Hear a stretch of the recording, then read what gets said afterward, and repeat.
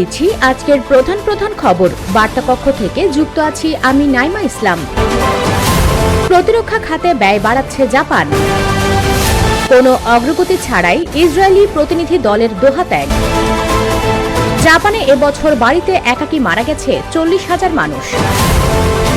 খার্কিভে রুশ হামলায় শিশুসহ নিহত 4। ইসরায়েলি বোমা হামলায় গাজা উপত্যকায় 31 ফিলিস্তিনি নিহত।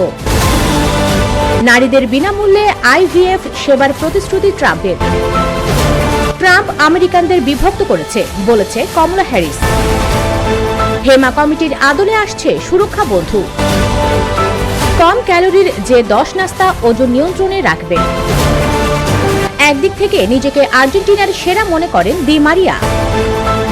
24 ঘন্টার মধ্যেই আছড়ে পড়বে ঘূর্ণিঝড় আসনা। সরকার পতনের ষড়যন্ত্রকারীদের বিরুদ্ধে যে শাস্তির ঘোষণা দিলেন মুইজ্জু। তাণ্ডব চালিয়ে ফিলিস্তিনের 2 শহরে সেনা প্রত্যাহার করল ইসরায়েল। মঙ্গোলিয়ার প্রতি পুতিনকে গ্রেফতারের আহ্বান জানিয়েছে ইউক্রেন। 5.9 মাত্রার ভূমিকম্প রাশিয়ার কামস্কাটকায়। হেলিকপ্টার বিধ্বস্ত হয়ে পর্তুগালে নিহত 4। ভয়াবহ চাঁদিপুর ভাইরাসে সংক্রমিত ভারত। বেঁচে ফেরা খালিদ মেশালকে হত্যার হুমকি ইসরায়েলের। এডেনে শক্তিশালী বিস্ফোরণে হতাহত 18।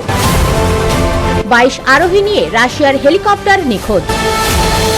বিস্তারিত জানতে ভিজিট করুন usbengal.com।